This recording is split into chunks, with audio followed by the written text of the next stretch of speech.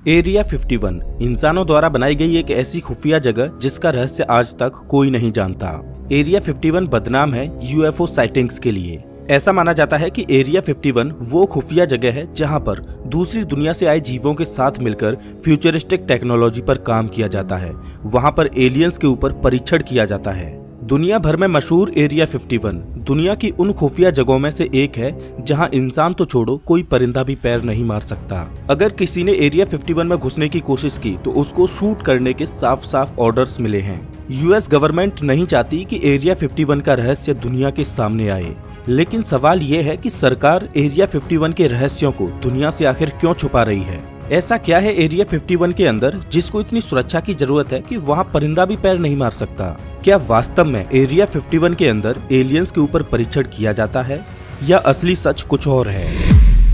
आप एरिया 51 के इस मैप को देखिए। ये जगह रेगिस्तान और पहाड़ियों के बीच किसी भी शहर से मीलों दूर मौजूद है। अगर किसी को एरिया 51 में आना भी होगा तो उसको कम से कम 250 किलोमीटर तक एक ऐसे सुनसान हाईवे पर चलना होगा जहां ना तो कोई पेट्रोल पंप होगा और ना ही कोई इंसान होगा। नेवाडा डेजर्ट पर मौजूद ये जगह यूएस मिलिट्री की एक सीक्रेट फैसिलिटी है। अगर कोई भी व्यक्ति जो एरिया 51 में पहले काम कर चुका है उसने एरिया 51 के रहस्यों को खोलने की कोशिश की है, या तो उस व्यक्ति की रहस्यमय तरीके से मौत हुई है या सरकार द्वारा उसके सभी दावों को झुठला दिया गया है। साल 2014 में एक सीनियर साइंटिस्ट बॉयड बुशमैन ने एरिया 51 के रहस्यों को दुनिया के सामने लाने की कोशिश की। उन्होंने बताया कि वो एरिया 51 में एलियंस के साथ मिलकर काम कर चुके हैं। वो anti gravity propulsion system project पर काम कर चुके हैं जिसमें उनका मकसद था एक ऐसा स्पेसक्राफ्ट बनाना जो कि ग्रेविटी के खिलाफ उड़ सके। बुशमैन ने अपनी बातों को साबित करने के लिए कुछ तथ्य रखे।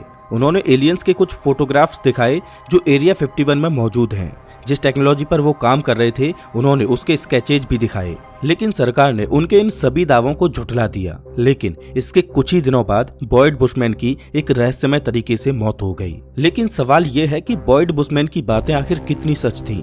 अगर बुशमैन की बातें झूठी थीं तो भला कोई सीनियर साइंटिस्ट 78 साल की उम्र में मरने से पहले झूठ क्यों बोलेगा। एक व्यक्ति थे बिल यू हाउस। उन्होंने अपनी मौत से पहले दावा किया कि वो एरिया 51 के S4 साइट में एलियन टेक्नोलॉजी पर रिवर्स इंजीनियरिंग का काम कर चुके हैं। उन्होंने बताया कि वो एलियंस के साथ डायरेक्ट कांटेक्ट में थे। यू हाउस का कहना था कि एरिया 51 में एलियंस की यूएफओ मौजूद हैं जो एंटी ग्रेविटी टेक्नोलॉजी पर काम करती हैं। उन्होंने बताया कि वो जिस एलियन के साथ काम कर रहे थे उसका नाम जे रोड था, जो एक यूएफओ का पायलट था और इंसानों से टेलीपैथी के जरिए बात किया करता था। लेकिन ऑफिशियल्स के द्वारा बिल यू हाउस के दावों को भी झुठला दिया गया। कुछ इसी तरह का दावा बॉब लेजार भी करते हैं। बॉब लेजार एक फिजिसिस्ट हैं जिन्होंने दावा किया कि वो एरिया 51 के S4 साइट में एलियन टेक्नोलॉजी पर 1989 में रिवर्स इंजीनियरिंग का काम कर चुके हैं। लेकिन बॉब लेजार के इन दावों के बाद उसकी हिस्ट्री को ही बदल दिया गया। जो भी हो, लेकिन एरिया 51 में कुछ तो ऐसा हो रहा है जिसके बारे में सरकार बात नहीं करना चाहती। अगर हम समय में थोड़ा पीछे जाएं तो ये साल 1947 के मध्य की बात है। ये वो समय था जब अमेरिका में यूएफओज को देखे जाने की घटनाएं सामने आ रही थीं। 24 जून 1947 को एक प्राइवेट पायलट केनेथ आर्नोल्ड ने बताया कि जब वो एक प्राइवेट प्लेन को उड़ा रहा था तब उसने सिएटल शहर के पास एक पहाड़ी के नजदीक 9 यूएफओज को देखा। उन्होंने बताया कि वो यूएफओज एक फ्लाइंग सॉसर के जैसे एक डिस्क की शेप में थे और वो बहुत तेज स्पीड से उड़ रहे थे। ये यूएफओज को देखे जाने की इतिहास की सबसे पहली घटना थी। इस घटना के करीब 2 हफ्तों के बाद न्यू मैक्सिको में रॉसवेल के पास एक किसान मैक ब्रेजल ने यूएस मिलिट्री को इन्फॉर्म किया कि उसके खेतों में किसी अनजान चीज का मलबा पड़ा है। जेसी मार्शल, जो रॉसवेल आर्मी एयरफील्ड में एक इंटेलिजेंस ऑफिसर थे, वो घटना स्थल पर पहुंचे और वहां जाकर वो उस मलबे को समेटकर वापस RAAF के बेस में ले आए। इसके बाद यूएस मिलिट्री एक प्रेस रिलीज करती है जिसमें अगले ही दिन यानी 8 जुलाई 1947 को न्यूज़पेपर में खबर आती है कि रॉसवेल आर्मी एयरफील्ड ने एक फ्लाइंग सॉसर यानी उड़न तस्तरी का मलबा रिकवर किया है। RAAF ने बताया कि तेज तूफान के चलते वहां पर एक उड़न तस्तरी क्रैश हुई है। लेकिन अगले ही दिन यानी 9 जुलाई 1947 को इस खबर को बदल दिया जाता है और नई खबर ये होती है कि वो कोई फ्लाइंग सॉसर नहीं बल्कि एक वेदर बैलून था। इसके बाद लोगों ने इस घटना को ज्यादा सीरियस नहीं लिया और भूल गए। लेकिन 31 साल बाद रॉसवेल की ये घटना फिर से एक नए रूप में लोगों के सामने आती है। इस बार इस घटना से संबंधित कुछ नए तथ्य सामने आए। इंटरनेशनल यूएफओ म्यूजियम के फाउंडर ग्लेन डेनिस ने बताया कि उसकी एक दोस्त रॉसवेल आर्मी एयरफील्ड में नर्स की जॉब करती थी। वो घूमते हुए एग्जामिनेशन हॉल में पहुंच गई, जहां पर उसने देखा कि डॉक्टर्स कुछ प्राणियों के ऊपर झुके हुए थे। वो जीव देखने में कुछ इंसानों की तरह लग रहे थे, लेकिन वो कुछ अजीब से थे। उनकी लंबाई करीब 3 से 4 फीट थी, हाथ पतले और सिर बड़ा था, जिनकी बड़ी बड़ी आंखें थी। यूएफओ खोजकर्ताओं का मानना था कि उस दिन रॉसवेल आर्मी एयरफील्ड ने सिर्फ यूएफओ के मलबे को ही रिकवर नहीं किया था, बल्कि उन्हें वहां पर एलियंस की डेड बॉडीज भी मिली थी। उसके बाद रॉसवेल आर्मी एयरफील्ड ने उस मलबे और डेड बॉडीज को एरिया 51 में भिजवा दिया। साल 1978 में न्यूक्लियर फिजिसिस्ट और यूएफओ रिसर्चर स्टैंटन फ्रेडमैन ने जेसी मार्शल का इंटरव्यू लिया, जो उस मलबे को क्रैश साइट से उठाकर लाए थे। जेसी मार्शल ने इंटरव्यू में बताया कि वो मलबा इस धरती का बिल्कुल भी नहीं लग रहा था। वो एक पन्नी की तरह पतला था, लेकिन मजबूत इतना कि उसे मोड़ा नहीं जा सकता था। अमेरिका में अभी तक लोगों ने कई जगहों पर यूएफओज को देखे जाने का दावा किया है, और सबसे ज्यादा यूएफओ साइटिंग्स एरिया 51 के आसपास नेवाडा रीजन में होती हैं। वास्तव में हर कोई एरिया 51 के रहस्यों को जानना चाहता है।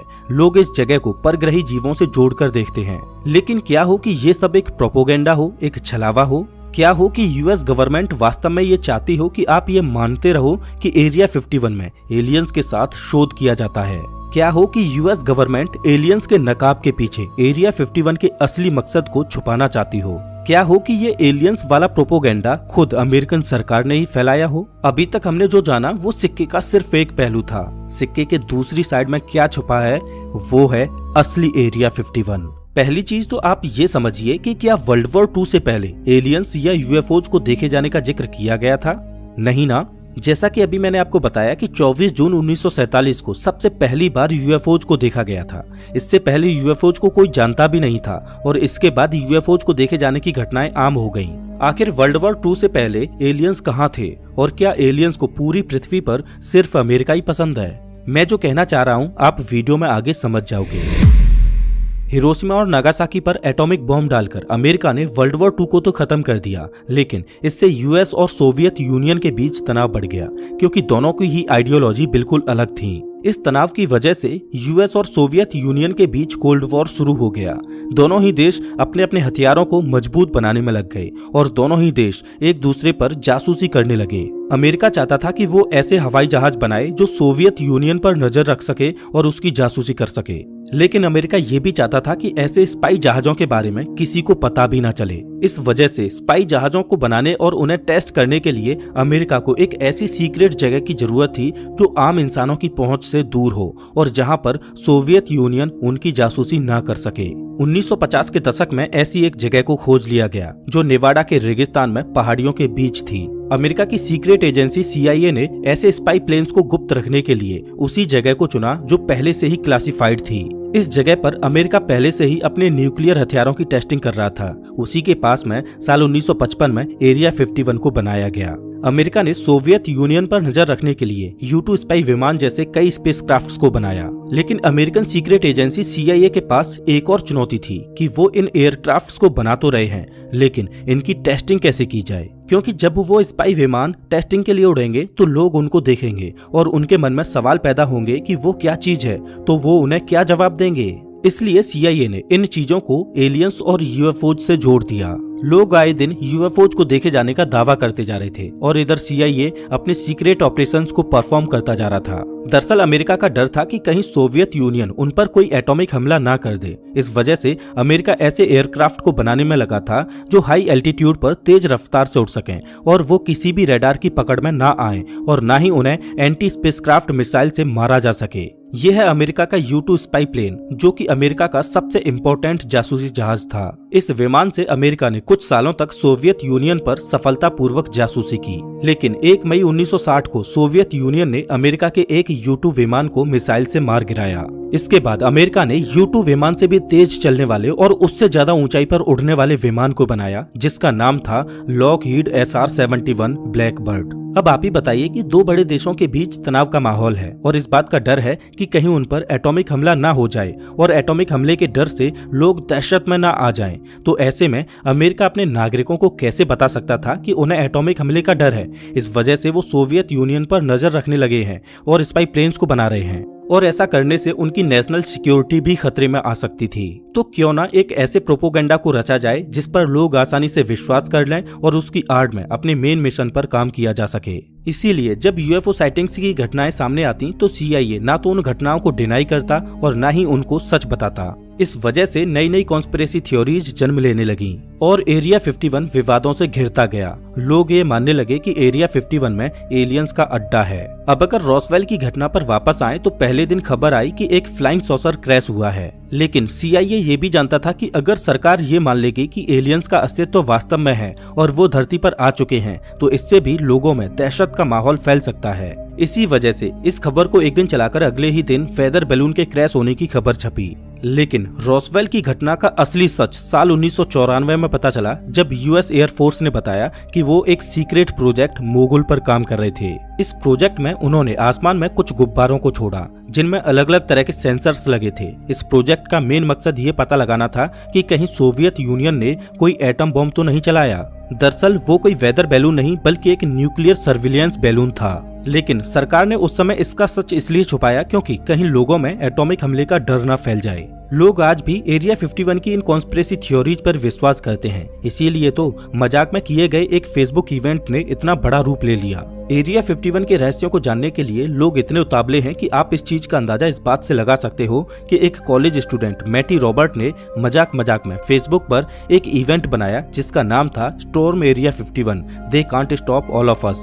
इस इवेंट में उसने बताया कि हम 20 सितंबर 2019 को रात के 3 बजे एरिया 51 में मिलेंगे और उसके अंदर घुसेंगे। मजाक में उसने एक और बात लिखी कि अगर मिलिट्री वाले हम पर गोलियां चलाएंगे तो हम नारुतो की तरह भागकर उनसे बच निकलेंगे। मजाक में किए इस इवेंट को लोगों ने सीरियसली लिया और देखते ही देखते 20 लाख लोग इस इवेंट में हिस्सा लेने के लिए तैयार हो गए। इस वजह से इवेंट वाले दिन अमेरिका को एरिया 51 में एक्स्ट्रा स्पेशल फोर्सेज को बढ़ाना पड़ा।